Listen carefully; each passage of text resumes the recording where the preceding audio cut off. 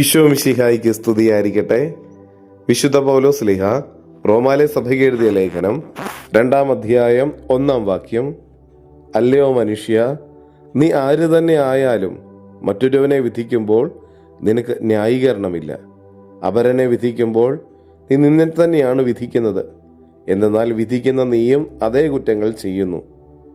പരിശുദ്ധനായ ദൈവമേ, ഞങ്ങൾ അങ്ങേ ആരാധിക്കുന്നു, സ്തുതിക്കുന്നു, മഹത്വപ്പെടുത്തുന്നു. കർത്താവേ, ഇന്നത്തെ ദിവസം നീ ഞങ്ങൾക്ക് നൽകിക്കൊണ്ടിരിക്കുന്ന എല്ലാ കൃപകൾക്കും അനുഗ്രഹങ്ങൾക്കും സംരക്ഷണത്തിനും പരിപാലനത്തിനും ഞങ്ങൾ നന്ദി പറയുന്നു.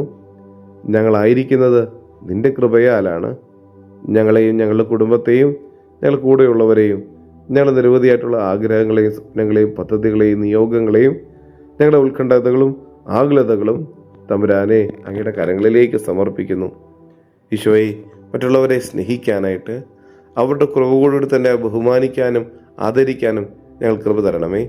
നീ മറ്റുള്ളവരെ സ്നേഹിച്ചതുപോലെ ഉള്ളു തുറന്ന് സ്വാർത്ഥ താല്പര്യങ്ങളില്ലാതെ സ്നേഹിക്കാൻ ഞങ്ങളെ ഒന്ന് അനുഗ്രഹിക്കണമേ. നമ്മുടെ കർത്താവ് ഈശോ മിശിഹായുടെ കൃപയും പിതാവായ ദൈവത്തിൻ്റെ സ്നേഹവും പരിശുദ്ധാത്മാവിൻ്റെ സഹവാസവും നമ്മെല്ലാവരോടും കൂടെ ഉണ്ടായിരിക്കട്ടെ, ഇപ്പോഴും എപ്പോഴും എന്നേക്കും. ആമേൻ.